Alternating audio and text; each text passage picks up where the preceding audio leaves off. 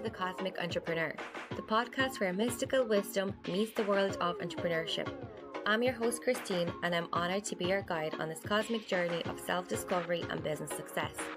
Each month, we'll explore the fascinating realms of spirituality, energy healing, astrology, Akashic records, many other esoteric practices, and multidimensional aspects of entrepreneurship.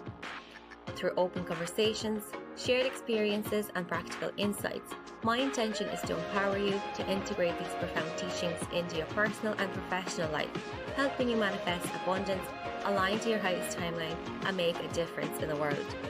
Whether you are an inspiring entrepreneur, a seasoned business owner, or simply curious about the intersection of spirituality and success, this podcast is here to enlighten, empower, and elevate you. Today we have Hazel from County Dublin. So Hazel is my Reiki Master. She's a spiritual teacher and a QHHT practitioner. She has helped numerous students throughout Ireland to become Reiki practitioners. And I'm honoured to be one of them. So Hazel, I keep calling you Reiki. People say, what name do we go by? Hazel Reiki, Halo Therapies? What is it? Because originally, when I started off first, I was Halo Reiki. And then when I started doing all the other modalities of healing, then I decided that I would have to change that because it wasn't only Reiki that I did. So that's why I changed it to being Halo Therapies. People ring going, can I have Hazel? I'm like, it is only Hazel. Is it Reiki or is it Hazel? Which one are you? And I'm like, I'm the Hazel. That's because Halo Therapies is me. Because there's nobody else that works in my space. But people think that it's my business and I have other people that work there. You see? So it's actually just me. Yeah. Very confusing. It's a beautiful place. I can't get enough of it. Like, I'm sure I've been in your direction like probably five times at this stage, and I'm in Cork, so I just really travel up to you. Like, I've met you I just started following you on Instagram I think it was back in 2021. Yeah. And I was like, oh, I just love her videos. I love the way you were talking about how the planet is changing, like say from 3D to 5D and all of this new knowledge that I was like, I kind of know this, but I don't know this. And I just couldn't understand how. I just was so drawn to your energy. And then I seen that you were doing Reiki level 1. And I knew then that, okay, this is my kind of inkling to go. Yeah. And that's how it works, because that's how you find your teacher. When we use the saying, when the student is ready, the teacher appears, right? And it's because there's a resonance there. And if people are drawn to you because they might meet you on the street or they might see you on social media, and social media for me was a big no, because even though I come from the entertainment business and I'm very used to being in front of cameras, it's totally different when you're putting your true authentic self forward. Because when you're in music and you're in the industry of music, you have like sort of a mask on where you use your even though it's your voice and your talent, you're in part of the entertainment business a little bit more selfish and a little bit more like, I'm going to say fake in a nice word. And some masks go on because you have to be this type of person for the cameras and a different person at home, where when you're doing this type of work, you have to truly authentically be you. So when I started off first doing Reiki, I was doing it from back in my house here, and I was Halo Reiki with a little brown angel on Facebook, because I didn't want anyone to know that I was the girl that was a singer off the television, because I didn't want them to come to me for the wrong reason. I wanted them to come to me because they were looking for someone who's going to help them, to be the facilitator on their spiritual journey, someone who's going to help on their healing road. And I wanted people to authentically come because they wanted to come for healing. That was the intention.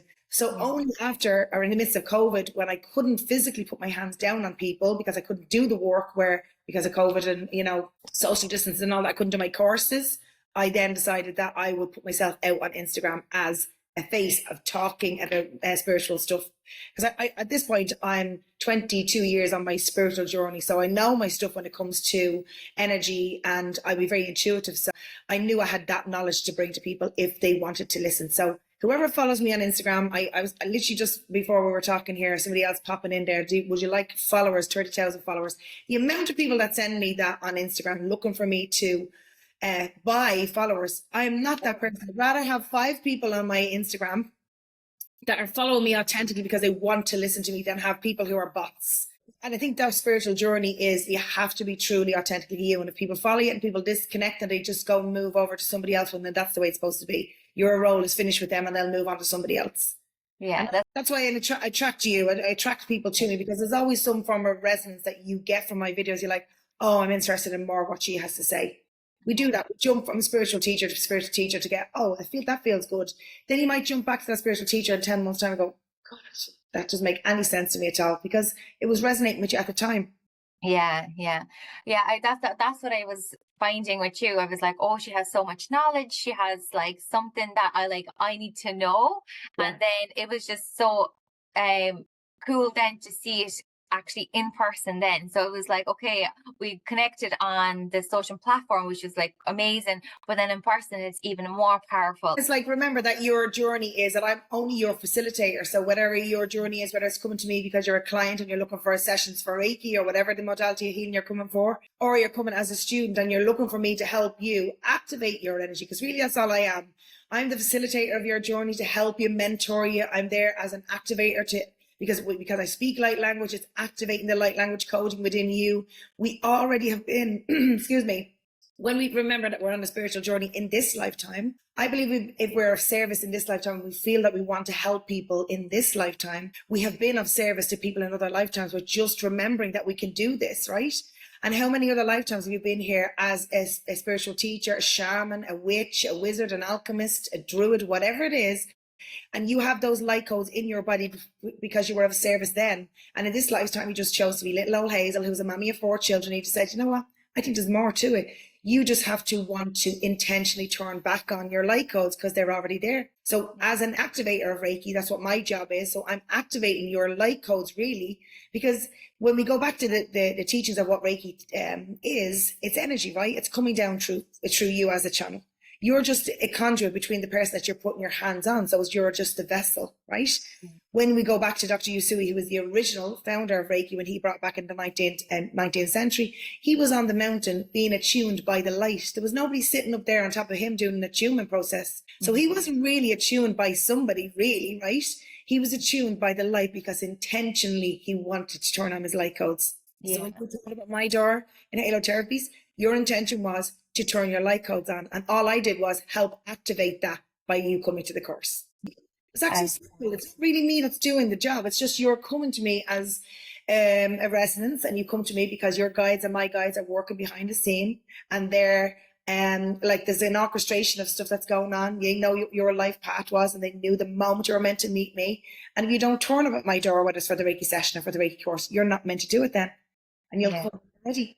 And that's why I know that when people cancel last minute, they're not meant to do it. And you just have to accept that sometimes, and don't get upset because, oh God, there's only 3 people or 2 people on the course. They're meant to be only 2 people. Maybe those 2 people don't like a big group. And those 2 people want to become their best practitioners. And you stopping the course on that morning because there's only 2 means that you're stopping their journey from being the next Dr. Usui. You always have to trust in what the guides are giving you. Every single time I have experiences like that, I trust totally. Yeah, there's a reason. Yeah, there's a reason behind it. Yeah, and I could totally I remember because you're talking about like activating people that come to you, and I remember my first time getting attunement from you at Reiki level 1. I came out floating.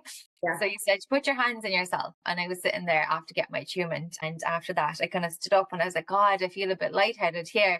So I really had to sit with the energy because I was so not used to the high frequency.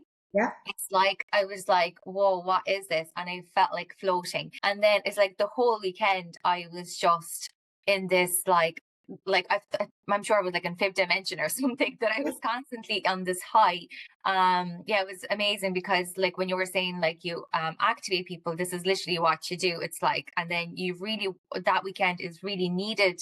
These hours are needed then to be able to know what you're doing, be able to feel the energy, and then it even goes like better from there because ever since I started doing Reiki, then I realized I opened up to more spirit. It's like I realized that, our spirit guides are here all the time with us. It's that we can't see with our naked eye, but it's just the Reiki was my like baby when I started, and I'm sure I'll always have Reiki and I'll always use my Reiki on everybody like at home and everyone. And it was like this activation within me to be like, oh, I actually can talk to spirit, see spirit. And it's just like, it was like my starting my path on Right. this like Yeah, and I remember that people already know. There's a knowing within you that you know that you are more than what you are in that physical body, right? So when you go and you do Reiki and you go, oh my God, and you learn knowledge that you may have been fearful of the spirit side because, you know, growing up in your life, you're frightened by haunted movies or frightened by the boogeyman. Somebody saying, trying to get you into bed at night time. My mother used to say, the boogeyman will get you if you don't get out of the bed. We were terrified getting out of the bed. And I, especially because I was very sensitive to spirit, the feeling of what I got when I get now, when the spirit steps in for me, I got that as a small child. And my mum was saying to me, if you get out of the bed, the boogeyman's going to get you. My sister used to frighten me, saying the Hulk was under the bed. So I was making those two things be the one thing. So I thought the feeling that I was getting was the Hulk under the bed, even though it wasn't. I was feeling spirit and I being conditioned into believing that is something bad, right? I really notice it because everything it's gone like a real quick snowball coming down a hill so fast. It's like gone so much faster now than it was when I started off my journey. The amount of people I have coming to me for Reiki who are coming like in droves now who have no clue of anything spiritual. No clue at all, just saying, oh, I heard about Reiki and I think it's going to be good for my emotional state or whatever it is they're looking for, right? And they have no clue of actually what they're coming for, where our experience is that we were sort of maybe reading a book here, reading a book there, understanding a little bit about spirit. And it's like, that's how I started reading all about angels first, right? And then I was led to Reiki because my auntie was my mom's sister who taught me how to do Reiki. That led me back to her, even though I didn't start with Reiki. I started with the angels first, right? So people like me, people like you who are going to go off and go on your spiritual journey and want to be of service to people, we'll do this thing where we'll put our fingers in all the pies. I see that with all my own students. They're like, oh, I want to do Rahani Reiki, this Reiki, that modality of healing, IET, EFT, all of these modalities of healing. But your role, your blueprint, your factory setting, that's what's in you. You'll be led back to that. It's like rerouting you on Google. Sometimes you take a wrong road, right? But you go back to the path, right? Yeah. So I always find that they always lead me back to Reiki. Most of my clients, 95% of my clients are Reiki. I do the odd IET, EFT, but when you do those courses, what you're doing is adding flavors of that energy into your channel, because you're the channel, right? You're adding flavors of that into your channel. So as people come to you, and maybe they like magnified healing, maybe they like emotional freedom technique, maybe they like those. But what they're doing is, because I'm acting as that channel for whatever it is that the client needs on the bed, the flavor of whatever that is goes into that channel when they're getting the Reiki session. So they sort of have a feeling of that flavor of that modality of healing anyway. Yeah. I find that as well. It's like the more I say, like, say you were like saying, okay, let's try this modality, that modality, and you come back to the one, but like people come to you because you kind of have this knowledge. So it's like the more you know, I feel the more like information and like the more you embody it, it's like people can feel it off you. They're like, okay, I need to go to her. She has something that I need, and they're just like so like attuned to your light. And you were saying that you do like say the QHHT as well. You're doing past like regression. So what's that like? So say if I came to you for a session, what would happen? I know what last life regression is, but even people who are coming to it and they're like, why would I even do that? Like, what is that? Say for instance, most of the people that come to me are either have read a lot of Dolores Cannon's book. So QHHT is Quantum Healing Hypnosis Technique. And Dolores Cannon is the pioneer. She originally was helping her husband out doing hypnosis on people the normal way, with the you are getting sleepy way, right? A long time ago, 50 odd years ago in America. And he was doing it in that way, the old ways of doing it, because at that time, it took us a longer time to try to get to the trance state, right? She was helping out, basically literally sitting there with her microphone, holding the microphone for the clients that were coming. That was her role, right? And then she realized that the actual sessions were becoming much quicker, and they were going in to the trance state much quicker. And then the guide spoke through one of the clients that was on the bed and gave her a technique, an induction. That's a quicker, about 10 minutes induction, to be able to get the person into the somnambulistic, which is theta, in your levels of trance. Beta is what we and you are on right now because we're awake, fully awake. Alpha is when you're sitting watching television, sort of in the zone, or walking around the pavilions doing your, shopping, and everything's like sail. You're sort of in the trance state then. They know how to get you, especially me. And that's your alpha state, right? Then you go to theta, or what Dolores Cannon calls somnambulistic. And that's the part that has all the visuals, the images, the symbols that you see in your dreams stay. And that's the part where we try to keep you. So when we do the technique, the induction to get you to that place, you go to the place where you're able to see past life experiences, past memories, and it can be past life experiences in this life. Sometimes you'll go back in this life to experiences of trials and traumas when you were smaller, or experiences of that might maybe only have happened 2 or 3 months ago. or you may go back to when you were somebody else in somebody else's body. Male, I've gone back 9 times altogether. When I went to a practitioner, she brought me back 9 times altogether. Every single one of those lifetimes was a traumatic life. There was not one life that was lovely. They were all traumatic. And I thought, well, I had a traumatic enough life in this one. I'm like, okay, it must have been some of them that was nice. And every single one of those 9 lives was something big that was going on. So I know that I've been here. And again, I'm coming from a perspective of actually having sessions where I know 1000% I've had many lifetimes. So I'm a believer of past lives. There's people out there who believe that only one time, and maybe conditioning via the church or through their religion. They believe there's only one life, only everlasting life, and that's it, the one that you live now.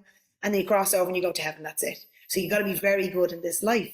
When actually, I believe you've been here over and over and over to get to a point where you become like Jesus-like. And you're so good, you're so kind, compassionate, patient, because you've learned that throughout all of your lives. So the QHHT, even since I did it in 2015, I can see the QHHT technique has now progressed and gone even quicker.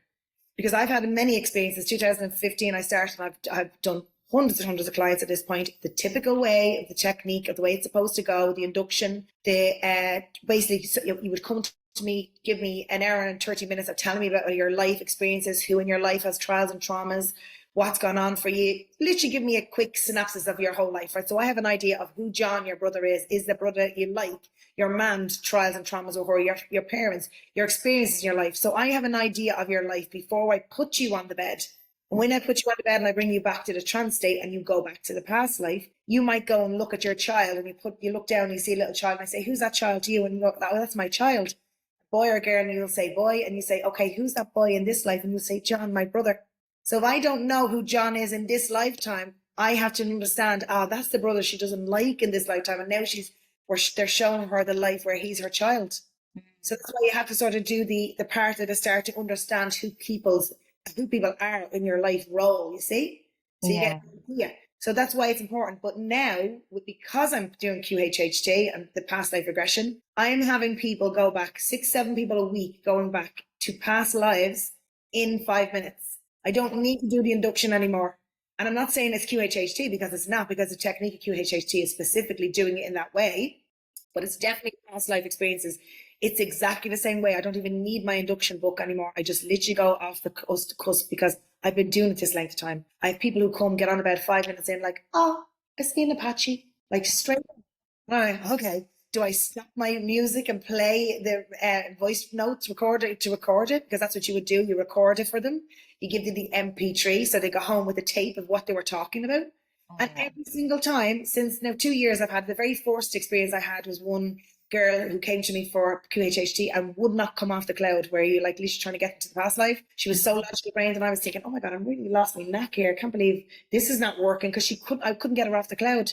And then the guy had said, no, it's nothing to do with her. It was to do with you. It was to do with the fact that she was very controlled in her not wanting to let the control go of the mind, right? So the ego kept trying to derail it. And then 2 days later, I had a girl who came for Reiki, literally came in the door, had an experience where she had a breakup with a boyfriend. Her mother sends her to me because she was devastated from the breakup. And she gets up on the bed, and within 5 minutes, she goes straight into a past life. Past life. And I brought her through into the experiences, bringing her forward different times in the life, goes to the spirit side. Who does she meet? Her guide spoke through her to me. I was asking guys, like, what do you want me to do with her? Like, literally textbook. So now I understand now that even QHHT and past life regression has progressed to get much quicker now. Because we as humans have changed. Yeah. You're different to me. You're the newer wave, right? I'm the older stock who was conditioned to believe, don't go there, don't touch Reiki, don't do that stuff. That's all witchery poo stuff. You're going to invite in the devil. This is the old conditioning, right? And then you're different to me because you're now open and aware, like, oh, I know there's more to this. And then we have the younger ones again who are coming in their 20s that like that girl who came, literally gets up on the bed, she's only 23 and goes straight in, no induction of your getting sleepy part. See how quickly it's progressing? We're now opening the 8th chakra, which is above the head, which we never used before. That's the oversoul. And the oversoul is a very powerful place where all of our memories of all the lives we've lived is in us. So you're going to be able to have a conversation with me where you're having a cup of tea and you just feel it's just lovely and relaxed. And I'll say to you, why don't you not like water? And you're like, I must have died on the Titanic. You'll just pick that out of your memory box. And you may be right. You may have died on the Titanic, and that's why you don't like water. Yeah. The eighth chakra is now open and active. We're able to connect into the higher self now, where before we weren't able to. Yeah. As bodies are raising from 3D into 5D, we're able now to connect to our superpowers, and we all have them. That like, yeah, that uncovers so much. Like you can really find out so much about yourself, like your fears and why you act the way you do. So say, for example, like, yeah, you were saying, Jesus, I cannot get into the water now. I like that. I'm going to drown. And it could be that like you drowned as a little girl or somebody just like, you know, put you under the water on purpose. Like you were saying, you had 9 traumatic past lifetimes, and you're like, surely you had something that was nice, and you're like, no, everything was traumatic. So it's like through these traumas then you kind of went into this lifetime to say, oh, I actually know all my traumas, and now you're like transmuting them. You have this like power within you to be like, oh, actually these traumas do not have to hold me back. Like these traumas are there so that I learn from them and I can help others. Understanding, especially when you're on the spiritual journey, you'll know this as much as I do. There's so many people out there, we know this whole thing of like this influx now in the last 5, whatever years that we have this social media thing of like, oh, everybody's all love and light. And if you're a true, authentic healer and a practitioner of doing what you're doing, you have to look at yourself also. So I've done the work and I'm still doing my work, and I'm 22 years on this journey, right? I still have people who come to me some days that teach me stuff that I haven't even learned about myself. So that's why it's really important when you do go down the road of doing whatever modality of healing it is. And even with Reiki, with me, when I was taught how to do Reiki, it was a 6-month journey between level 1 and level 2. If you go to the Reiki Federation of Ireland, they say 3-month journey. Between 1 and 3 months, you can go and learn how to be a practitioner of Reiki, and then go on to be a practitioner after 3 months. I think that's way too quick.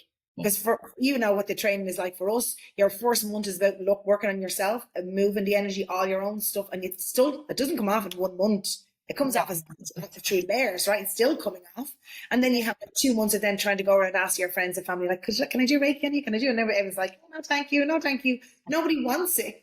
So 3 months is not enough time for you to become a Reiki practitioner. So it's good to have the 6 months of building the energy up before you go out the door to then put your hands on others, because you've done the little bit of work on yourself. Each time you have a client that comes to you that is something that's going on within them, that's a shadowy or triggering thing that's you haven't looked at, it'll bring up stuff for you. Yeah. I was talking about this to one of my clients this week. I was talking to the girls on the last Reiki course. At Christmas time, I was getting, and here I am, right? I'm going to say it in all honesty. I'm looking at my own students who I want to go out there to do the work, to actually do what I do. But yeah, I see them on Instagram and doing things, and I'm like, oh my God, I'm not doing enough. Because they're on Instagram all day, and I'm not on Instagram all day because I'm in my room doing my work. And I'm like, oh my God, I'm not doing enough, right? And I am doing enough. I actually know that I'm doing enough because I'm in my room from 9 till 7 o'clock, actually physically doing the work, right? Yeah. But because of this new wave of way social media, and it works like that everyone else is doing it, and you're like, oh my God, I'm not doing enough like that too. Well, we all do it like that. Some people are going to be on social media presently doing it like that and not physically doing the work. And it's going to be people who are physically doing the work. So you have to remember that you'll be guided to a place where you're supposed to be. And if it means that you're in a room all day working with people, that's where you're meant to be. And these things will trigger you and you say, oh, because it's really going to bring up stuff for you to say, actually, maybe I have to look at myself and say, actually, what is it that I have to look at within myself? Because there is shadows that is going to come up throughout your whole journey. My auntie who taught me how to do it has had many times where she has to come off doing Reiki, take a step back, take stock, and do a bit of shadow work. And she's on her journey since she's 33, and she's 75 now, right? I don't think it's like you love and light and you do your Reiki level 1 journey and that's it. Boom, you're sorted. I always say to people, give them the analogy of take a lampshade and take the lampshade off and go put your hand towards that light and look at the shadow on the wall. The closer your hand gets to that light, the bigger the shadow. So the quicker we get to the light, the more light we become, more light-bodied we become, the more shadows come up, the more you feel the energy. So the brighter you become, the bigger the journey. Yeah. It's not easy. It's not easy, because when you start, you're like, oh, I love this. And I'm sure like you see this like all the time. It's like all of us like level 1s like years ago coming in like, oh, this is great. Like this is so love and light, butterflies, love hearts everywhere. This auras, crystals. And that's how you start. And next thing you're like, you have 6 months at least to look at your shit. Yeah. Look, and then you start purging all these limiting beliefs come up to the surface, like screaming at you. You're like, oh my God, is this truth, is this not truth? Like your relationships start to like dwindle, and you really have to work if there is something that you need to work with your partner, with your kids.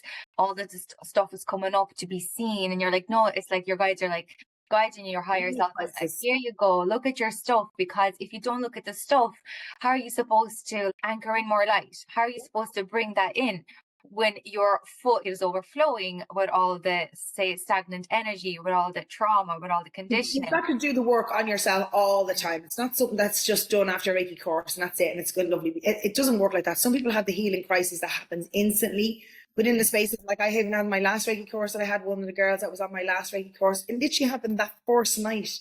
She's like, oh, because when you want to vibrationally change and you want to move up, because your intention is, I want to become more light body, I want to become more a better version of myself, you have to get rid of the crappy energy, right? And the crappy energy comes up in physical purging, like your body actually wants to physically purge.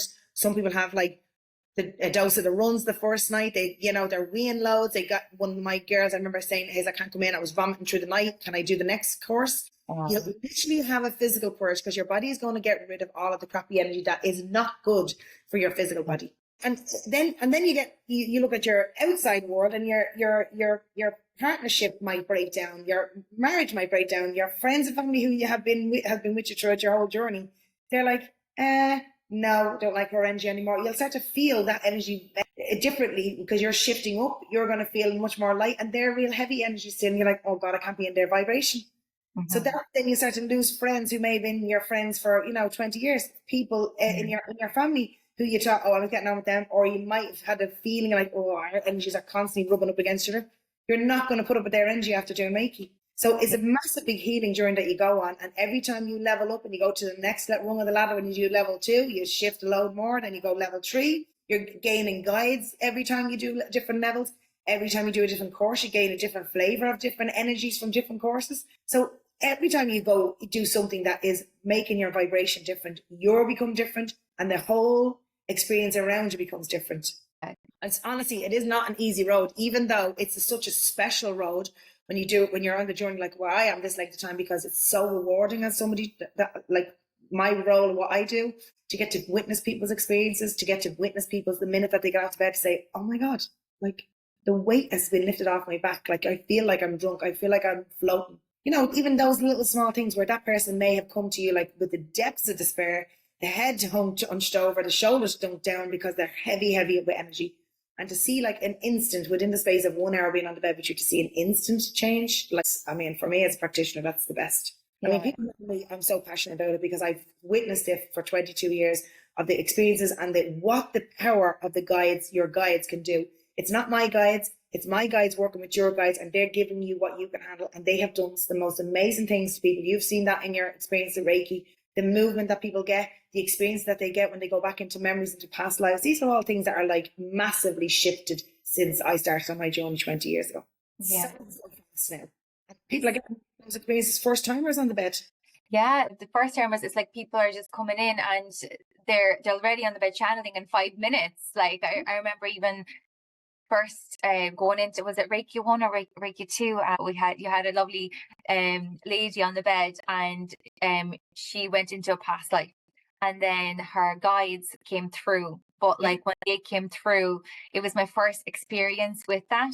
Yeah. And I remember standing there and I couldn't stop crying. And you were like, oh my Jesus, here we go. And I couldn't stop. I think it was crying because it was the truth in what she was channeling. It was like, it's like soul truth sounds different.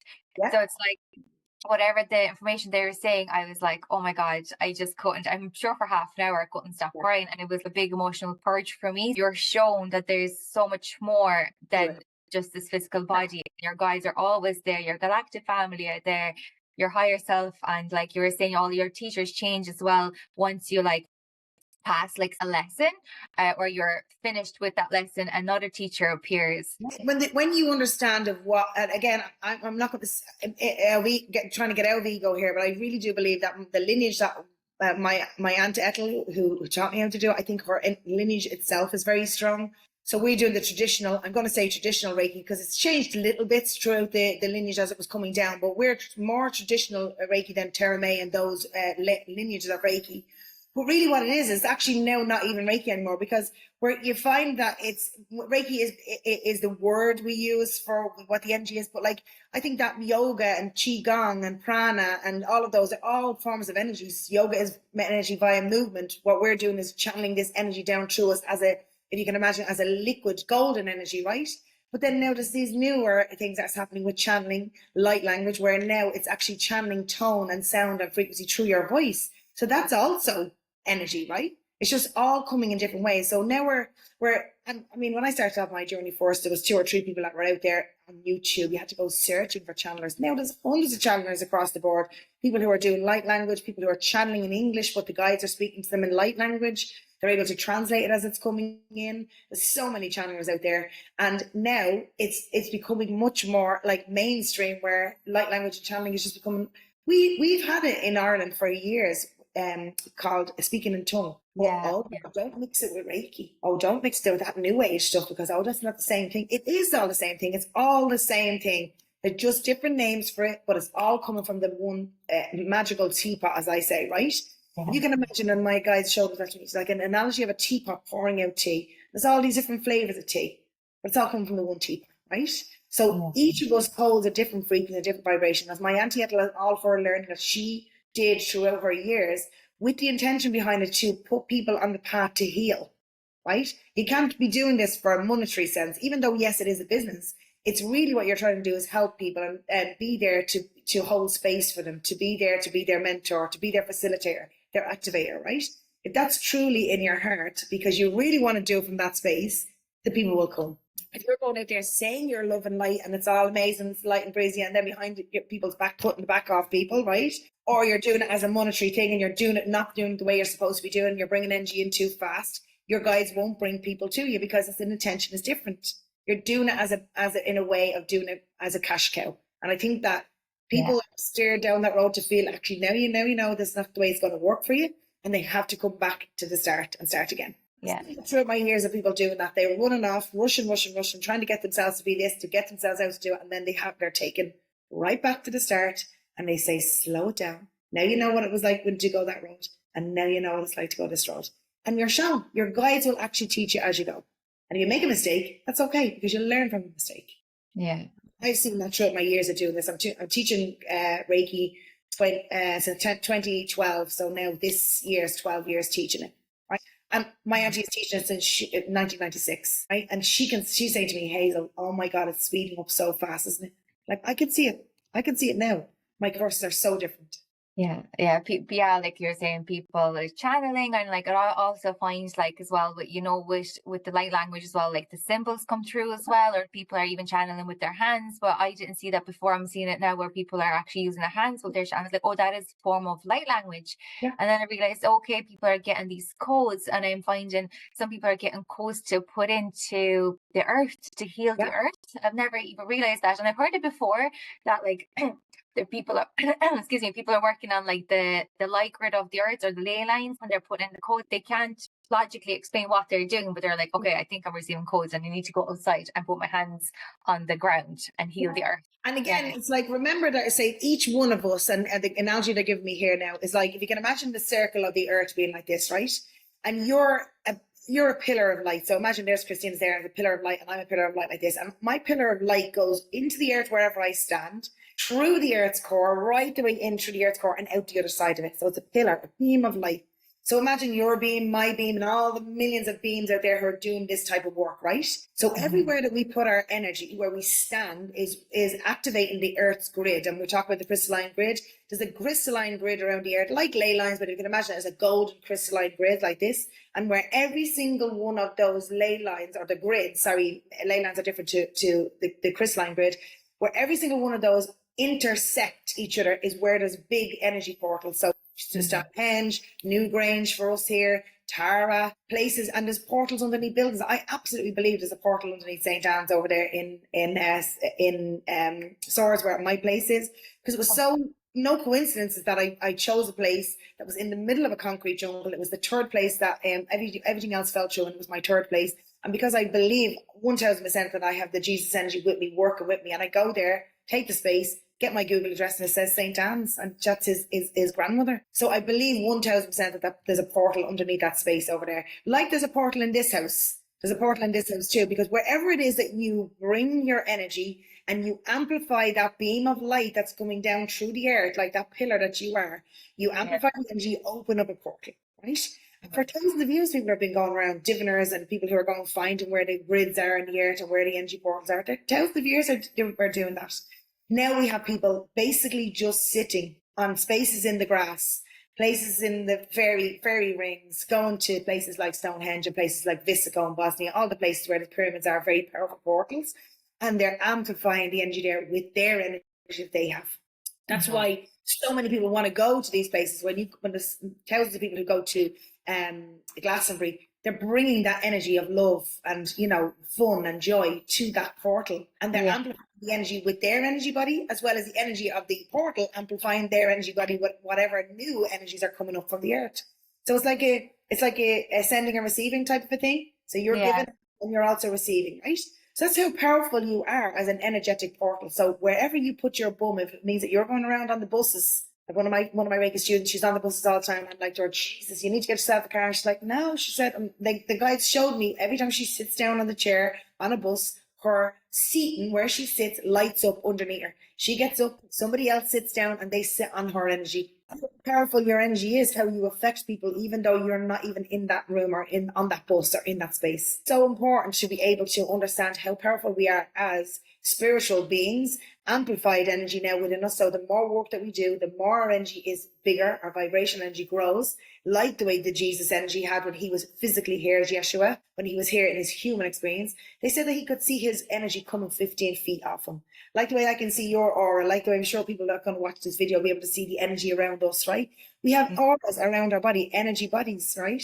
And each of us, because we vibrationally change and we vibrationally shift up, our auras get bigger and bigger and bigger. So where does your aura begin and mine end?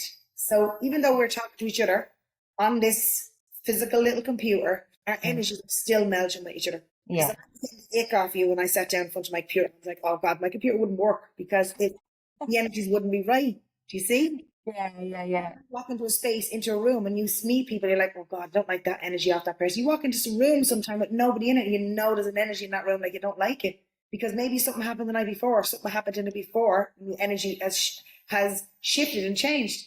And if you're sensitive to that, and your energies talk to each other before even you open your mouth, your energy, which is your aura around your body, picks up on that energy that's in the room, and you're like, you get the ick.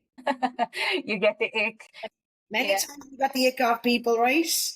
Oh yeah, I can really like feel it. Like, you know, if you go into a room and somebody's after fighting and you're like, nobody's talking, but you just feel like the tension could be like cut with it. You're like, oh my God, something happened here. And like, I really feel it in the heart as well. So I'm so mindful now that I'm like, making sure that I'm like protected. I always call in Archangel Michael to protect me, because I feel that even now the energy is even stronger when I go in to like shopping centers or anywhere. I'm just like, I tend to just stay off them because I'm very mindful as to when I go out. I just feel like I get kind of drained, so I'm always like putting in my protection and asking for protection anyway.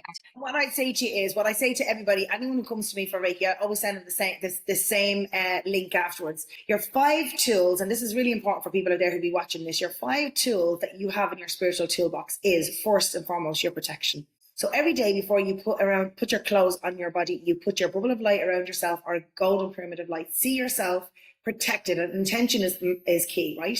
You're intending that golden light around your body. So any energy that you meld with throughout your day, especially if it's not good energy, is not going to affect your aura because you put a bubble of light around yourself. It's intention. You're intending it to happen. Mind over matter. It's so powerful when you know that bubble of light is around you. Only a clairvoyant can see it, because the clairvoyants are very good being able to see colours and energy around you, and they know by looking at you, oh, sure, her bubble of light is, so we put a pyramid around, right? That's number 1. Number 2, most times when you're on your healing journey, you need to be cleansing your body. So as I say to people, drink loads of water after you've had a Reiki session on the bed. If you're doing any form of energy work to amplify your energy, to bring your energy up, to change, you need to be drinking as much water as possible. 3 liters of water for 3 days, especially after a Reiki session. And when you're on your journey, remember you're 75% water. You need to clear that body of water that you are, that every cell holds water, right? And it's the cells, I believe, that's holding the consciousness of the experiences, the trials and traumas, right? So it's like Dr. Emoto, I taught you about that on your Reiki level 1. He's a Japanese scientist who showed that water holds consciousness. If you play Bach and you have a glass of water and you play Bach into the glass of water, you freeze the water, you take a shard of that water and you put it under a microscope, you'll see beautiful snowflakes. If you put the glass of water in the middle of like heavy metal music, you're going to see it's not a snowflake anymore. That molecule of water has burst open. So how many of those drops of water is in your body? So when you're listening to music that's not good for your vibration and you're listening to that music, it's going into your body like, oh God, you don't like it, right? Your body is holding that energy down. So water is very powerful for you to cleanse your body with water, and knowing that the water is doing a job of the molecules of water, clearing your body, right? So that's your second one. Your timeless thump or any form of tapping in your body. So normally the timeless thump is where we hold most of the energy. So when they tap into the heart space, breathing into it, that's why the Wolf of Wall Street in that movie, everyone remembers it like that. The timeless thump is very powerful. So when you tap into the spaces in your body where you feel energy, most people feel it in the heart, right? Tap into it and use the breath work. So that's number 4. So tapping and breath work works together. Remember, the breath of life is what you breathe a breath in when you come into the body. When you come down here, you come out the birth canal of your mother and you go, the angels goes, oh, Hazel's arrived. That's God in Hazel's body now, because the breath is working in the body, right? So the breath work is really powerful. So you need to use the breath work and not be afraid of the breath. People don't want to, you go to yoga and they go, okay, breathe in and a big sigh. And nobody wants to do it because the shame of making a sound that might sound like you're having an orgasm, right? Because that's the old conditionings, right? We need to get away from that and start using the breath, and use the breath properly, where we're breathing into it until you burn the lungs that there's no more breath left. Take it out, fully exhale. So tapping into the body and breathing into the body to where the energy is, letting the energy go. So you work with both. So you're tapping and your breath work works together. So you're breathing into the space down in your root chakra and there's a heavy energy down there. You need to breathe deeper, like a breath, like ha breath. That's a different breath. It's totally different from here. And it's like it sounds even different, yeah.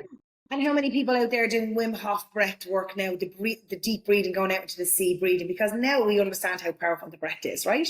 So all of these like tools are all coming back to us. We already had them, they're already here, but we're all remembering, that's why the sea is so powerful, right? These are all these things that are coming back. And nature is the most important, because we are not grounded. We're in rubber shoes all day long. One of the girls that came to me about 2 or 3 weeks ago, she came and the guide showed me her Balenciaga shoes. They showed it to me in the box. I said, did you get Balenciagas? She said, I was like, well, they showed me the box. And I said, now they're showing me the heel. Look at the size of the heel on those. You're so far away from the earth in those things. And all these girls are all wearing these big high shoes now, right? You're not connected to the earth. You need to, if you're in those shoes and you like wearing those shoes, you have to connect once a day. Take your shoes off, go outside, stand on the ground outside, connect to the grass, connect to the earth, any way, shape or form, whether it's in the beach where you're going, connecting with the water and the earth, whether it's going into nature, into the middle of the forest and hugging a few trees, and you connect the energy of that's coming off your heart, down your meridian lines into your fingertips, and you give the tree the energy that the tree knows how to transmute. Any heavy energy, the trees know to transmute that energy, because the trees are a 5th dimensional energy in a 3-dimensional body. I know that from past life experiences. Two of my past life clients went back to being trees. One went back to being a tree and he said, I'm not connected. In this life, in this body, I'm not connected, because he was a tree in a past life. And another lady went back to being a tree, and I said, what's your role here for being a tree? And she said, I am here to take the woes of people's souls. When people wrap their arms around me, the energies from the trials and traumas in their life that they hold in their heart space comes down the hands and into the tree. And the tree knows how to transmute it and take it to the floor. So these are all powerful 5 tools that you have: your water, your timeless thump, your breath work, your protection, and your grounding are 5 tools that are free in life in your little spiritual toolbox. That if you use them every day, you won't need us. You're the one that's doing the work. You have your own hands, your own tools, that you've been a healer another lifetime. So you put your own hands on yourself. The more intention that you give to healing yourself, the quicker your light codes go on. And we're just your facilitator, mentors, guides to help you. If you don't believe that we're any good, you won't turn up for Reiki sessions. You won't turn up for courses if you don't believe that we're good, because you believe you want to heal. And that's the most powerful of all, because it's the intention. Yeah, I just loved all the tips there, because it's so true. Like, you find yourself when you're in your higher chakras and you're thinking anxiety, and when you step outside, it's just like, oh, I'm here with the birds, I'm here with nature, and you're just like, everything is calm. So even if you had like 2 3 minutes, step outside, press pause, and everything is just kind of connects again. And like, there's no need to freak out or anymore. I'm over in my hermit mode in my winter phase. I just want to be out and like socialize and get the sun codes and everything. Yeah. Yeah, So and that's one of the another important things I'd say to people. I mean, I know we had that experience, and we won't say the word, but when we had that experience when we were in lockdown, yeah, nobody was doing what they were doing before. A lot of people were getting out into nature, getting out because they had to get out for their walks, right? Realizing actually what life was really supposed to be about more of that connection with our families, more connection with the earth, more connection with outside nature, and how it heals us, right? And this thing of like how the sun is, it's always negative about the sun, but then the sun is such a powerful force. The sun is light, and we're not going out enough into the sun to give us the vitamin D that we need, because, and especially in Ireland, we don't have enough of it. But the moment that the sun comes up in the morning time, even if it is a dull day, the sun is still there activating the energies, right? So go out in the morning time when the sun is coming up, and you're that energy, that new age, the new energy that coming in, the new dawn of that day.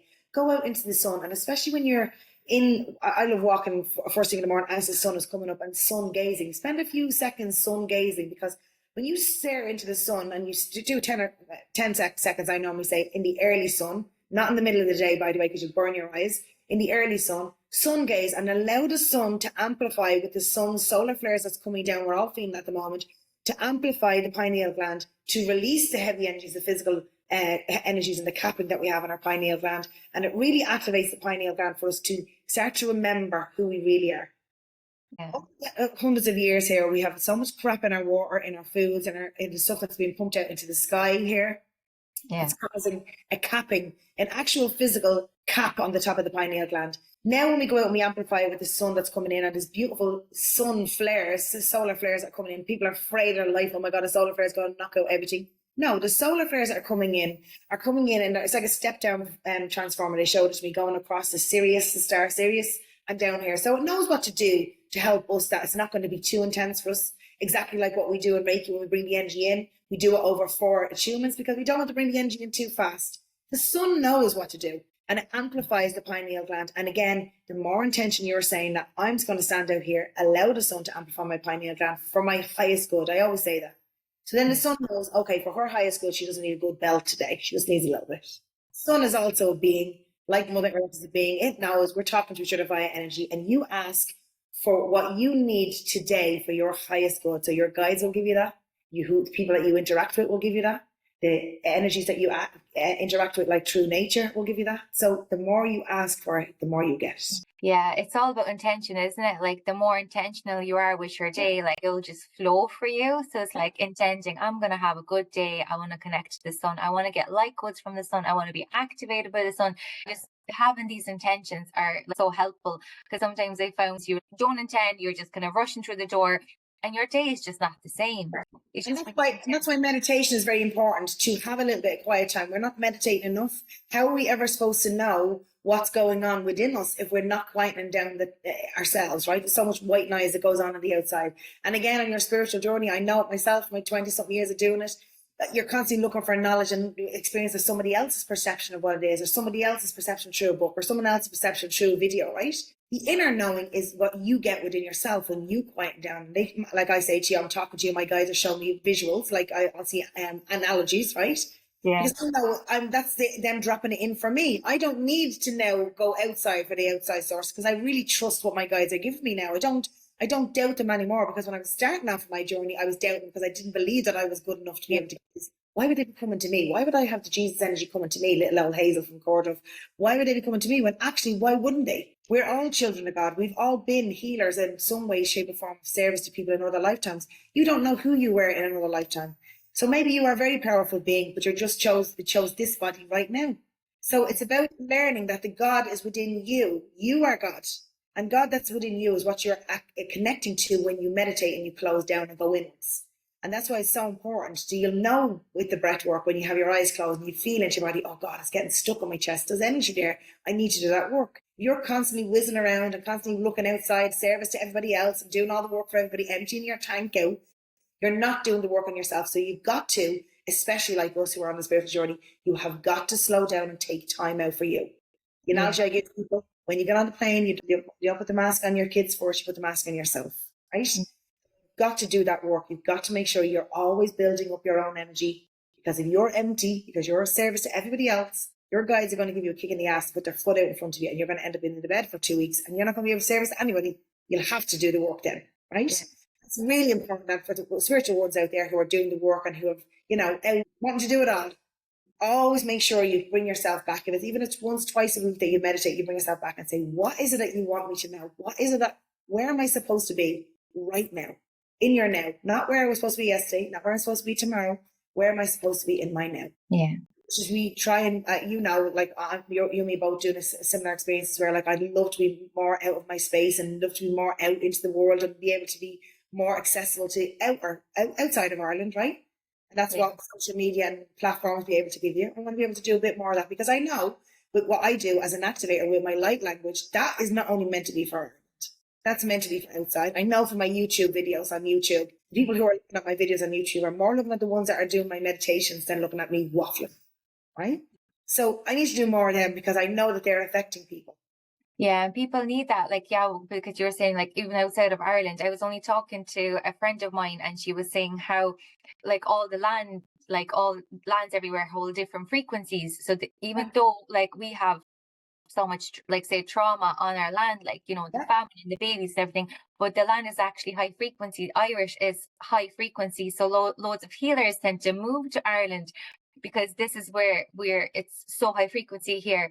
But like, even like using the social media, like this is great then, because you can share that from here to people who are like, say, in not so like great, like say lands where it's a bit dense, because you could feel that sometimes, you know, when you land somewhere you feel the denseness of the land sometimes. And like even from Mallorca, for me, when I land there, I feel like the frequency is off the chart. It's just so high and I feel amazing. I'm like, oh my god, there's something on this land that is just so high vibrational. As Ireland, the way, you know, I think the Irish people in general hold light codes, and then we're innate healers. I think there was many shamans and many light workers here thousands of years ago on this land. And again, when you look at like even the experiences of like how with the famine and how there was such a migration of people moving out of Ireland, because I think that what was happening was, as shown to me here in a visual, that all of those people that migrated out went across the world and they put their vibrations and their vibrational energies in those places to help amplify. So the amount of Irish people that went over to America, say, maybe America at the time, very dense energies in some of the lands there because of the pillaging, raping, and stealing other people's lands, right? We know that we go back to the Native Americans. So there was lots of that energy, heavy energy in those places. So when you send out the Irish energies that are bringing their lovely energies from this place to that space, the portals are open with the vibration energy from those people. So that's why I think that Ireland and Irish people are all over the world nowadays, because I think that what's happening is it's their energy is being brought there for that reason, right? And there's amazing healers all over the world. I think that you'll know where you have been and where you've had past lives. I know my experiences. I know I have been to Egypt, even though I have physically not been to Egypt in this lifetime. I know I'm very powerfully connected to the pyramids. That's why I was so connected to going to the Bosnian pyramids when I went there. I know I have a Native American life. I've in the Apache lifetime. So I really love the Apache energies. So in any other lifetimes, we've lived in other lands, other experiences, other tribes, other bodies. So we are connected to those lands and those traditions, right? So you'll find that you'll want to go, like just people now going mad into going to ayahuasca and want to go to the shamans in Brazil, because maybe they did similar type of stuff in other lifetimes, right? And they just want to remember what it felt like to work with that medicine. All of these natural medicines all coming back, ayahuasca, and so many people doing that, back to psilocybin, back to the CBD and the hemp. Like hemp has been grown here for thousands of years as hemp as an actual medicine, and now we're going back to using hemp as the medicine because it was always here. We've always been moved away from it. Pharmaceuticals have gone down that road. We're going to see a massive big shifting of all those systems that were in play for the last couple of hundred years here. Our religions are going to fall and be built back up. Our science system, because now nobody believes anything about science after the whole experience that we had with COVID. We had the experience of the medical industry where we're like, we can't even get on a wait waiting list and they go to the hospital now. So people are now looking for the alternatives. What can I do that can try and heal myself if I have cancer? Because I can't get in on a public waiting list. So they're going, what else can I do? And they've been led back to the natural ways of doing it. And they're going, you know what? Why would I want to go down that road and do this with this experience? And then when I can actually do it in this experience and not hamper my body as much. So you're finding that people are using like experiences like Reiki, reflexology, acupuncture, EFT, all of those modalities of healing.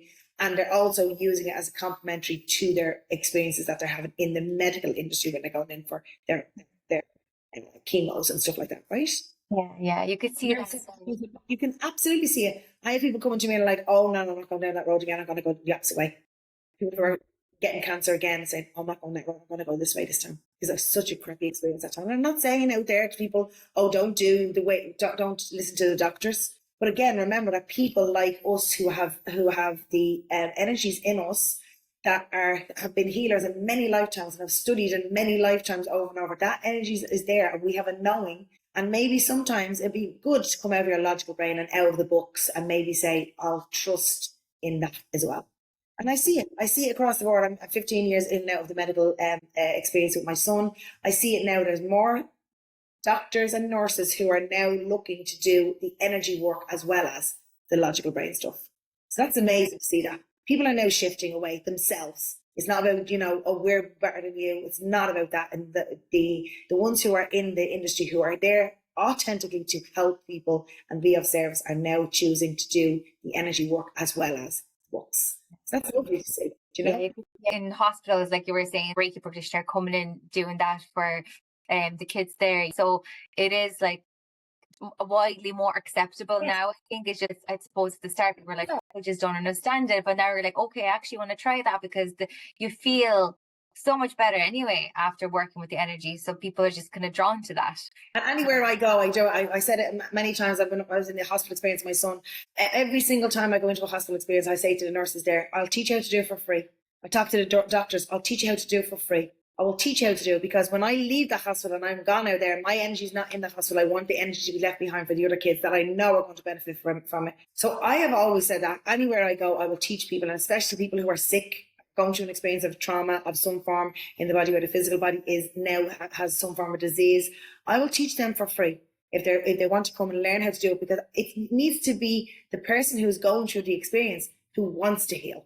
That they're not going to look to me to fix them. They're not going to look to a doctor to give them a medicine to fix them. They need to want to heal. And remember that the disease or whatever it is that came about in the body in the first place came from emotion. And you've got to look at what it is that disrupted the energy body in the first place that caused that manifestation of a physical experience to come on. And I think that more people are now starting to look at the emotion now. Look at the trials, the traumas that's causing it. Why is it that this coming back to the surface again? Why is it that I'm having the same experience? Say, for instance, I had one girl, I'll give you this quick experience. She had breast cancer, just about finished having a breast cancer after her chemo went down that whole route of that, had the breast taken off. And within 1 month of having the 5-year clear, when they went to remission, she got it back and it was in the lungs. And it was in the lungs on both sides. So what was that teaching you? That she didn't actually look at the energy. She took the boob off, right? But you didn't have to look at the energy that was in the heart chakra in the first place, right? So you need to go to the root, because all the energy did there was move to the lungs, because it was in the heart space and it moved to the next space. She can take off everything you want. She'll be left with nothing, because the energy is going to move to where is the next closest place. So you got to look at the emotion. You got to look at what disrupted the heart chakra in the first place. And like during 2.5 years of doing Reiki, they originally gave her 6 months, and I said, well, let's prove your doctor wrong. And I remember she went 2.5 more years of doing it, and her journey was that she was meant to cross over. She went on, set up a group called Climb. Her name was Claire, Climb for Claire. And it basically was like a group of therapists that came in and taught mums and dads how to talk to their children when they were in the last stages of cancer, that they were going to die. Because Claire said, I didn't know how to talk to my children about that. And she had that rolled out. Thursday, she had it rolled out with her doctors, and on the Saturday died. So she was meant to go down that road for 2.5 more years of doing what she did with her Reiki energy to teach so many other people out there. So there's a bigger thing that happens behind the scenes that we sometimes don't see, right? Yeah. And this experience was coming to her to teach her to get rid of the energy out of her body in that life experience. So it means that when she reincarnated, it comes back in as whoever she's going to be in her next life, the energy in the heart is gone. and the cellular memory is gone from the energy she was holding from this life. And that's real powerful. I really noticed that in QHHT and past life experiences. Even the girl I had yesterday on the bed, she said, oh, I feel I'm being shot in the back. And I said, where do you feel it in your body now? And she said, yeah, I feel it in my body now. I said, well, breathe into it and let go. It's only cellular energy. She said, I feel the wind was taken out of me. She said, sometimes I get this feeling like I can't breathe, because that's the cellular memory from the life of being shot in the back. Because you still hold sometimes the cellular memory of being killed if it's a traumatic death.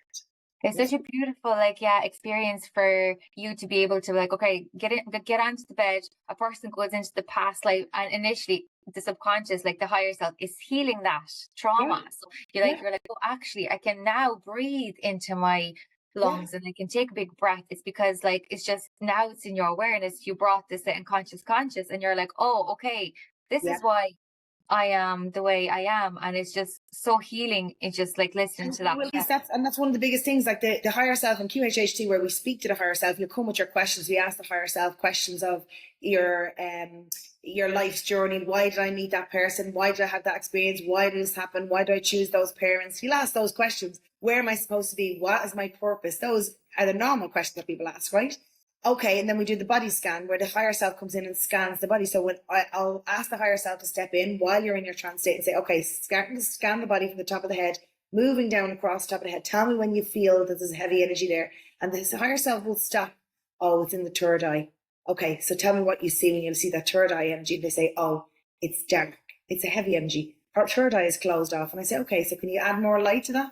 Yeah, we're doing that now. She'll say that with her voice. We're doing that now. Yeah. I'll say, is it done yet? Yeah, it's done. And then we move on. So they literally will talk. The higher self talks to the client that's on the bed, and will talk. Like, it nearly sounds like a different voice. It's mad. We're doing that for her now, like as if it's not her. It's like a third person. It's amazing. And we literally scan the body from the top of the head right away to the toes, and we will not move from a place until the energy is gone. And sometimes they'll say, no, she wants to hold this energy here for a little while longer. We say, okay, why? Because she's learning. She's learning to hold that energy in the space. So there's a learning experience that you're learning from having that little bit of energy still there. But we remove it in our sleep when she's learned. They remove it for you when you go into your sleep state at night time, when the higher self comes back in and connects in. Yeah, it's amazing. Did you ever have clients who didn't want to come off the cloud? That girl I was saying to you earlier on, was that girl. Didn't want to get off the cloud. I think she didn't know what that meant to come off the cloud. I said, experience with you, and I say to you, see a green tree. So I said to you, close your eyes down and see a green tree for me, right?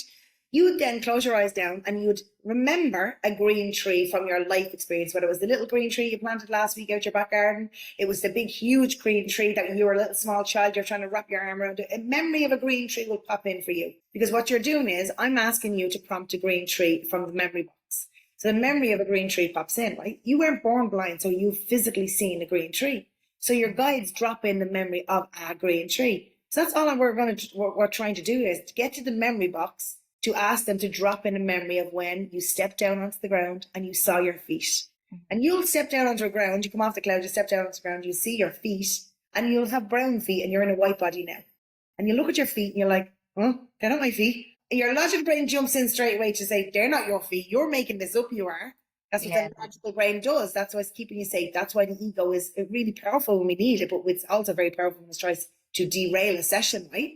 Yeah, so the ego will try to derail the session by saying, no, they're not your feet. You're making this up, you are. You're making this up, you are. And they'll constantly give you those thoughts in your mind. Your logical brain will try to work it out. So in the session on the bed, we just try to get the logical brain to move out of the way. Just like putting it in the backpack on your back, saying the logical brain is happy. We're happy with the logical brain being here, the ego, giving it a personality, right? Do me a favor, really sit in the backpack you can be present and listen, but just don't get involved, will you? Just sit back. Some people take a while to get past that part of the logical brain. Like even the girl I had yesterday who came to me for Reiki, she was like, oh my God, I felt for the whole time I was making it up. But she said, my mouth was going so much faster than my mind was even thinking.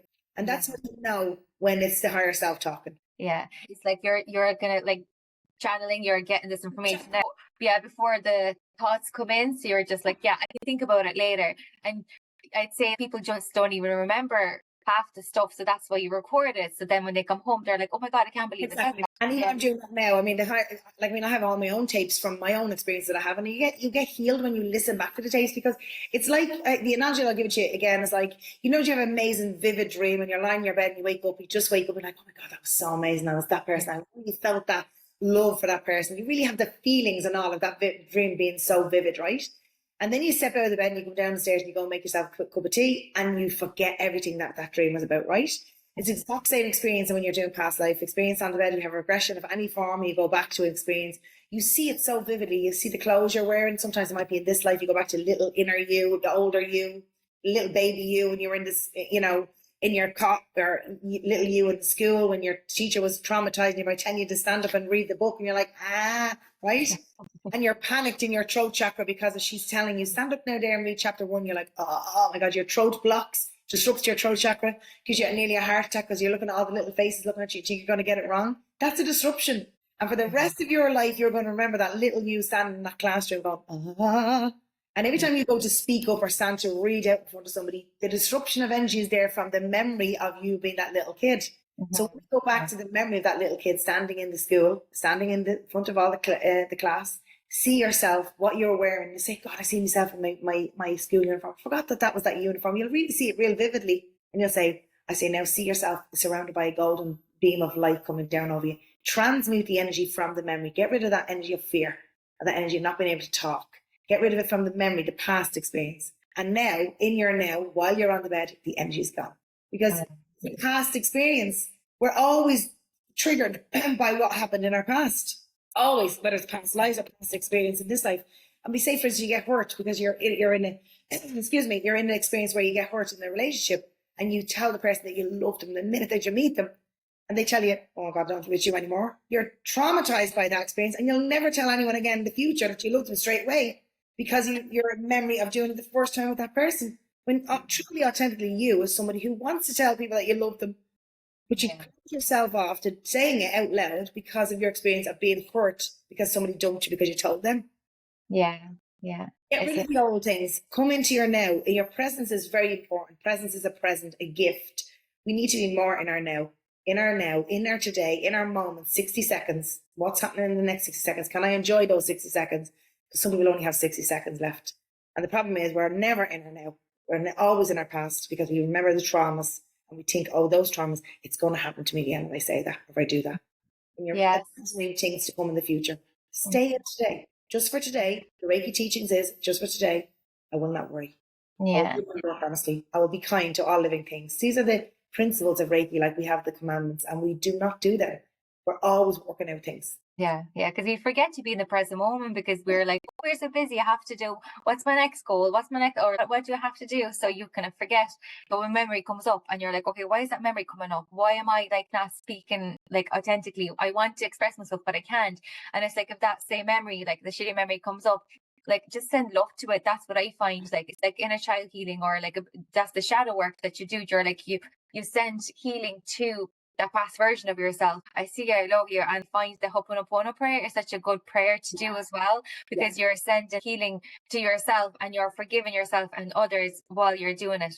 Yeah, you're even combining that with tapping. I think it's so powerful as well, because like say when those memories kind of come up and you're like, oh God, I wish I didn't think that, but it's like, it's not my truth though, it was just an experience. So like, how can I transmute that experience? I can just send love to it because there's nothing to fear. Your mind is so powerful. So how powerful your mind is that you can send energy back. There's no such thing as time on the spirit side. So that from doing distant healing. I've done distant healing for people. One girl was in Mexico, another girl was still actually in Abu Dhabi, and she said, Hazel, it's so much more powerful. Like, oh my God, I've been physically with you in your bed, and this is like so much more powerful. I'm on a bed in Abu Dhabi, and at the time I was in British, right? And I was working on pillows on the bed, but I was sending that energy, knowing that energy was going to go to her, right? So that's how powerful the energy is, because it can go in that instant to that experience. So why do you not think that you can't send it back to little you? I see that when I have people on the bed, when they're physically on the bed having a session, I can see them, they get upset, and I say, what is the memory? You just come up there for you. I saw myself when, say for instance, my dad was leaving, walking out the door and breaking up with my mum, and the devastation of what I felt as that little kid. I say, okay, I want you to see yourself, see the energy coming down over yourself. I'm with you. I'm there to support you. Give yourself that big hug. Imagine yourself now giving yourself, little you, that big hug, saying you are loved. You are not alone. You are worthy of love. That the parent wasn't leaving you because they didn't love you. They were leaving you because they didn't love each other. And they had to get it, because it might have experienced for the child might have been even more traumatic if they had stayed and they were killing each other, right? But they didn't love you. They were doing it out of love for you, because they knew that was going to affect you even more greatly if they stayed around, right? But the typical thing is the kid takes it on thinking they didn't love me. They wanted to move. They wanted to move on to somebody else because they didn't love me. And then that's where the shadows are built up and the conditions that you have throughout your traumas in your life. When you go back and say, I am loved, you counteract it with a feeling of, when you have fear, you counteract it with you're safe. I am safe. I'm protected. I am well. I always say that. If I feel like a feeling of like, I go, I'm safe. I'm protected. I am well. Yeah. I'm loved. I am protected. I am loved. That love, when I say I am loved, it gives a vibration in my body that just literally transmutes everything. So counteract those crappy feelings that you have in your body with lovely, positive feelings. And this is affirmations that people are going back to doing. I am. The I am meditation is so powerful. I am loved. I am. You affirm it back to yourself. I am safe. I am. And so you're affirming to yourself, I am safe. Because really my thoughts that are making me not safe. I think someone's going to break in tonight. Oh my God, I think you're already working that out. You're imagining that to happen. It may never happen. But your thoughts are making you feel not safe. Right? So instead of saying, I'm protected, Archangel Michael's sitting up my house up there and nobody's coming in this door. Right? Yeah. So you need to be all the time, and your thoughts are so powerful. So it's about using those tools. And remember, like you know that for Reiki, we use the tools of our hands, right? This energy is liquid energy that's flowing from your hand space. That's your main tool. You're the master healer. We use tools like crystals. I had that earlier on. I was going to say abundance of knowledge. That's the I never need any abundance of knowledge or be able to talk more because I love to talk, right? But I use crystals to say, just to help me, knowing that because I'm using that as a tool today and saying, okay, well, abundance of knowledge for my highest good and the highest good, whoever's going to listen in, that they're going to get something from this that is going to be for their highest good, right? So I'm asking for that with the intention before I start the session. We use crystals, like, whether we use crystals, I was earlier on deciding whether I was going to use the crystals my brother made for me around my neck. I was like, no, actually, I want a bit of orange color in it's a vibration of the orange color, right? I'll wear the orange colour today because orange is a fabulous vibrational colour, right? I'll wear the orange today. These are all tools. Colour is a tool. Crystals are a tool. Reiki is a tool. Things that we have are tools. Sage for clearing energy are tools of using our angels as a tool to say, oh, Angel Michael, be here to protect me. Why do you not think you're good enough to protect yourself? You're more powerful. You don't need any angel to protect you. You believe that I am powerful, that I'm going to protect myself from that that's coming at me. So again, if humans walk where angels fear to tread, an angel is helping us from the spirit side as messengers. They believe that we're more powerful than them, but we always sort of put them on a pedestal. We put Jesus on a pedestal and we put Mary on those pedestals. And actually, we all carry that vibration of God within us. And you're just as powerful as them, but you just have to believe it because you don't believe it. And I'm going to get people are going to go, oh my God, who does she think she is? I'm thinking that she's more powerful than Jesus. I'm not saying that. I'm saying that his vibration engine, what he did here, he had a frequency and a vibration that affected so many people. But nothing that you can't do, nothing that I can't do, nothing that people out there who are literally on their Reiki journey or starting off on a healing journey or some form of service, a nurse, a doctor, who can't do that also.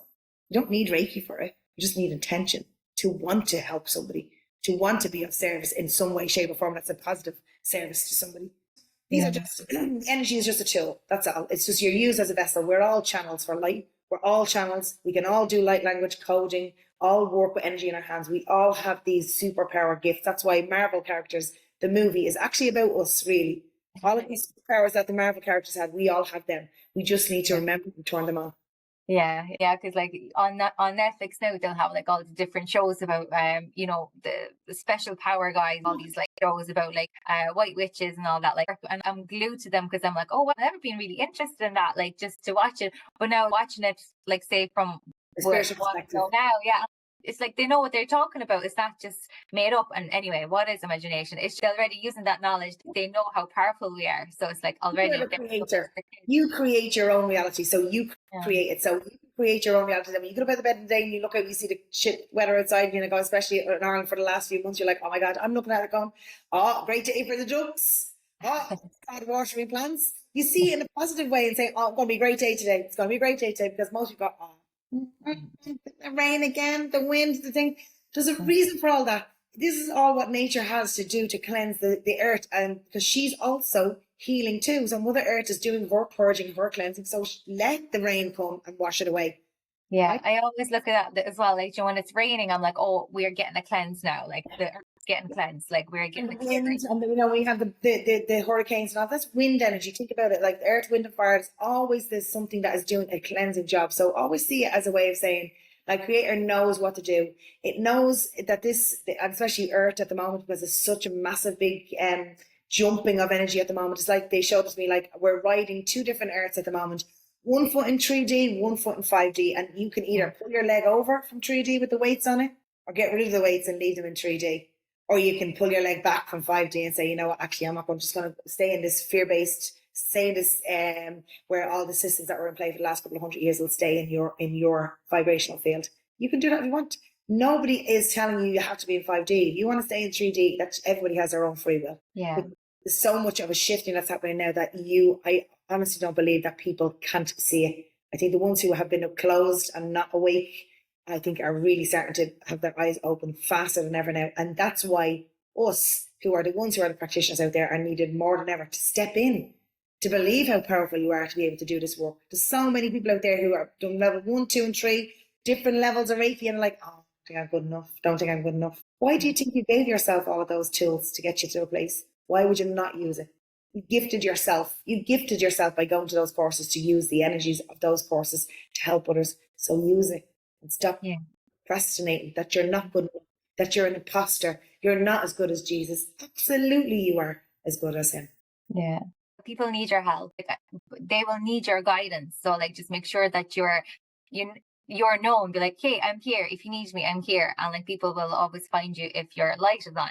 Yeah. Again, I say that myself with even Instagram and stuff like that. You know, I did a lot of work on Instagram when we had COVID and all that, because I couldn't get to physical work on people. And then, you know, I took it, not taking a step back of social media. It's just that I'm not getting a minute to do. You can't do both. I'm sorry, you just can't. I'm not techie. You go to upload a 1 minute video for me. It takes me like 17 takes of it. I'm like, oh, I'm never good enough. I'm never happy with it. And I end up just giving up and just putting it out, right? People say to me, Hazel, where's your videos? Where's your videos? I'm like, I can't do it all, right? Yeah. So you can only do what you can do, and you can only do what you can do, that you're not going to empty your tank out. I mean, you can't always be of service to everybody else. So when you are filled and you have your tank back full and you feel like you're ready to go back out and back into the people who come to you then were meant to come to you at that moment. So don't worry about the fact that you're not out on social media, you're not out doing those things and other people are doing that, because you're doing the work in a different way. Keep doing the work on yourself. Keep making sure that your energy body is filled and your vibration, and you're doing as much knowledge as power, as much reading as possible, as much gaining as much knowledge, because you're going to become a much better practitioner down the road for yourself when you do build it and they come. My guides always say that, build it and will come. If you do not build a space for yourself to be able to do the work on yourself in your own place, your own sacred space, how can you build the energy in that vortex for others to come?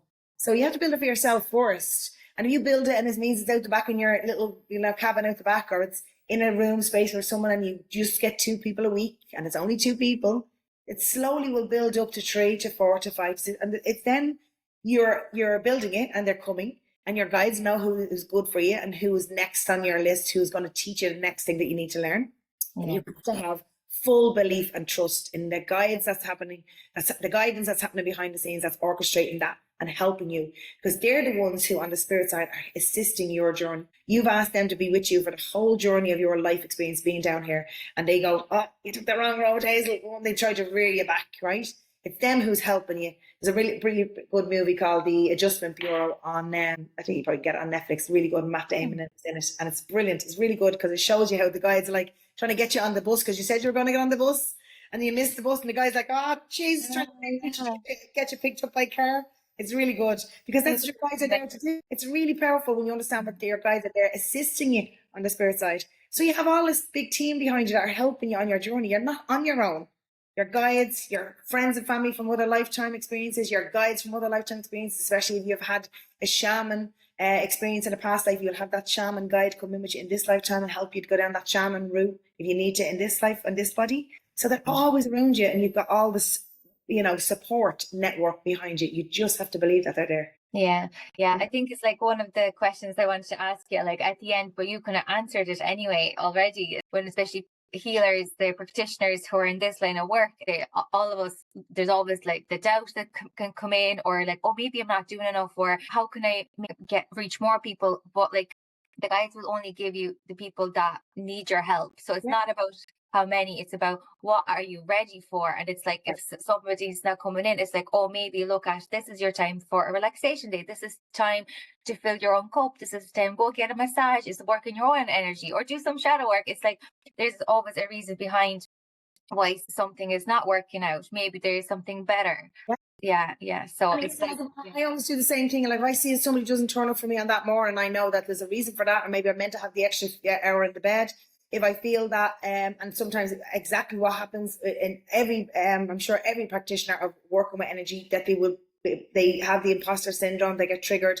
You know, I have my experiences. I'm still in my healing journey sometimes where, you know, I'm 47, I'm going through my experiences of my hormones shifting and changing. And sometimes I shout a little bit and I go, oh my God, that was a very loving light, right? But the whole thing is that you're not all love and light. The whole thing is that God knows that you have to experience himself as the light. He had to create the darkness. So there has to be duality and polarity in every person. So when you have experience where you know, oh God, I shouldn't have shouted there, I shouldn't have reacted like that, you will then make yourself a better person by responding in a different way. So it's about learning it. You don't learn it until you actually experience it. So you have to have experience where you have anger and stuff, triggers coming up through it. Well, I know with my experience, sometimes I get anger and rage and triggers coming up through me because of my experience that I had as a young child, right? I know that I still have to work on that, but that's when I say to my guys, please help me with that, to help me work on that a little bit more. I find that I bring more clients to me who have had the same, are also doing the work, because they're going to help you help yourself. So again, it's not a healing journey that you're there as a practitioner to be all love and light and all to help that person. And you don't have any shy. You have the stuff too. And when you're authentically doing it, you're putting out to the universe that you're going to bring to you people who are going to also help you on your journey. And that's always how I work. I know that people come to me who are coming to me for a Reiki session are going to come and teach me and help others. So it's not only going to help myself, but it's going to help me to help others who are going to come next week, because I've had the experience of that client who gives me their experience of what they did to help themselves. And then I'm able to help the next person that comes next week. So that's always how it works. The guys always do it in that way. You ask for the information and the knowledge, and the guys will give it to you. And they give it to you at the right moment, divine timing, when you need it.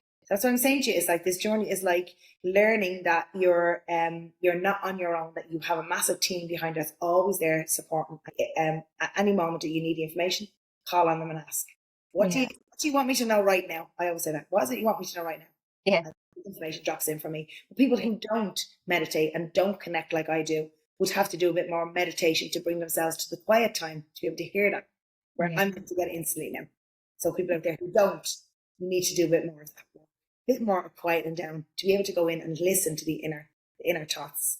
I love that. Yes. Send me, like, show me the people who need my help. Send me people who need my help. And how can I learn more today? And yeah, I love that. Yes, like doing podcasts. There's many people out there who do podcasts and stuff. Like I was doing my experience on YouTube where I was doing the path to healing, and for me it was a great way of doing it, because I love chatting, as you know. Yeah. It's a video format, and you can also take the audio off it, and you don't know where that's going to go. You don't know who's going to listen to that down the road and go and say, oh my God, I was really interested in that. And I'd love to go down the road and learn how to do Reiki on myself. I'd love to.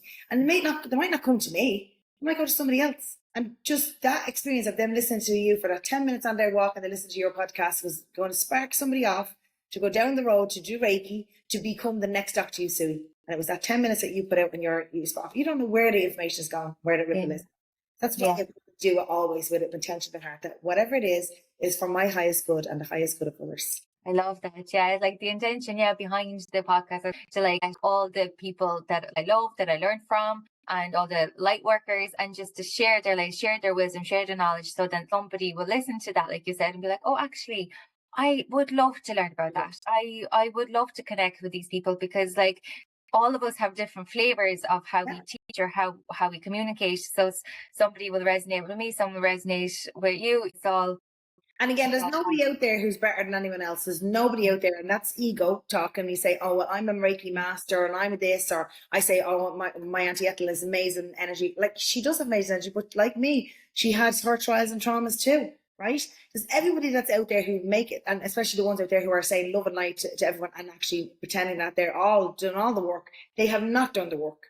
So you'll know who it is that you turn up to. You will know. And that's why I say discernment is key. You'll know when you're meant to be, you turn up at a place and you'll know it's the right place for you. It's the right person. It's the right teacher. So what I would advise for people out there is to go to, if you're going to go down the road of being on a Reiki journey, or going down the road to learn what we know, have a few sessions off different people, different lineages, and feel what the energy feels like, and you'll feel the resonance to the teacher that's supposed to teach you, and that's how you know. People turn up to me and they've never even had a Reiki session, and they want to because they're reading the reviews, they're watching videos, and they go, no, I like to go to her from the resonance of just knowing me through a video. But I think that you know more when you actually have the physical experience of the feeling of what the energy does to your body. I think that's where I say, if you're on your journey and you're spiritually awakening, say to your guides, send me the teacher. Send me the teacher. It's going to be for my highest good, and the teacher will appear. Oh, I love that. Oh, Hazel, thank you so much. I really, really enjoyed the chats. It was amazing. Thank you so much for coming on. We probably have to do it in 2 parts. Yeah. You'll have to split it up into 2 parts, part 1, 2, and 3. You'll never get a quiet session off me, as you know, right? But that's it. Thank you so much for that. We learned so much from you. And actually, before we log off, how can people find Halo Therapies.ie is my website, and most people who are coming to me will always be referred via somebody. So it's always somebody is referring them via a friend recommendation, or you will go to Google and see the reviews there. If you're going to come to me through Instagram, the best place to do it, Instagram, I say, if you're on Instagram, is Halo Therapies or Hazel Grogan. Go to the link in the link tree in the profile, and that drops down. The drop down box will drop down to Reiki, the Reiki courses, the information there. And it also, because it's a platform that's the scheduler, it'll show you the time slots, and you're able to book it with your own time slot that way. If you go to the website, you've got to go to book an appointment on the website. Not book a Reiki session. Book an appointment will bring you to the same scheduling app, will give you the time slots. So if you're on a place that does no time slots, you go to the place that says book a time slot. You'll see the time slots. It's the best way. Because the scheduler for me is like a secretary. I don't have a secretary working for me. It's only just me over there. And it means that you can choose your own time slot, book it in. If you feel like you're not ready for it tomorrow, you can 24 hours before, you can change it and move it. So it's easier that way. And YouTube, I'm there on YouTube as Hazel Grogan, and I'll be doing more Reiki videos, more information, as well as more meditations there, because the light coding is coming in very fast now, and I think that the light coding meditations are going to be really good to help amplify people's energy. So Hazel Grogan on YouTube, so subscribe and put your little notification bell on there. Okay, thank you so much. Thanks so much. Namaste. Namaste. Thank you for allowing me to be your guide on this cosmic and entrepreneurial journey. I hope this episode inspired you in some way, and would love to hear your thoughts. So send me a message on my Instagram at christinemar.co, and don't forget to subscribe, leave a 5-star review, and share this episode with a friend. Until next time.